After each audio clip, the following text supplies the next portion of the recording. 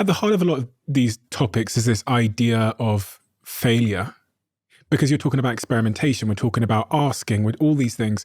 And people's relationship with failure seems to correlate to their eventual success. Over the last couple of years in particular, especially from doing this podcast and a lot of other more recent businesses that I run, I've realized that experimental mindset, the type of person that quickly runs the test versus sits and procrastinates for years, is really the winner in most pursuits. And then I studied Amazon, and Jeff Bezos' shareholder letter says this has to be the best place in the world to fail. I looked at Booking.com, and they have that moment where they launched their experimentation platform because they were sick of arguing about what the best feature was in the boardroom. I look at Thomas Watson back in, I think, 1950 or 60, where he says one of his employees had just made a huge mistake which cost the company $600,000, and he's asked in an interview, are you going to fire them?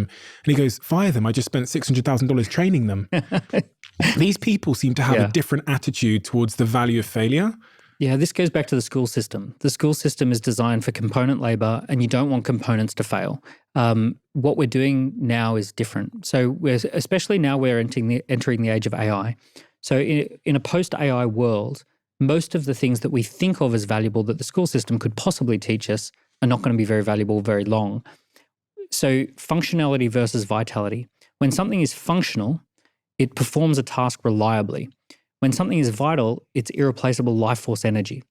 So what we have to do is recognize that the value has swung from something that is reliably able to perform a task to something that breathes life force energy into a project. So I know this is kind of woo-woo, but essentially this is the difference.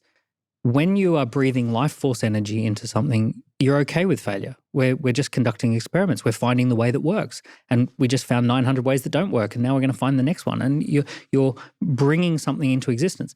So it's like being a parent.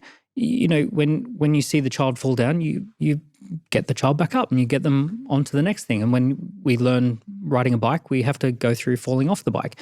So there's all of these experiences that you know what it's like to bring life force energy to something, and that involves a process of failure. And then functionality, if we're really putting our value around the idea that something has to be functional, or that I have to be functional, that my value is in my functionality, then failure is such a bad thing. So this is a big difference in how the pendulum is now swinging. We have to remove the idea that you are valuable because you're reliably functional, and we have to swing it back to this idea that you're valuable because you breathe life force energy into something.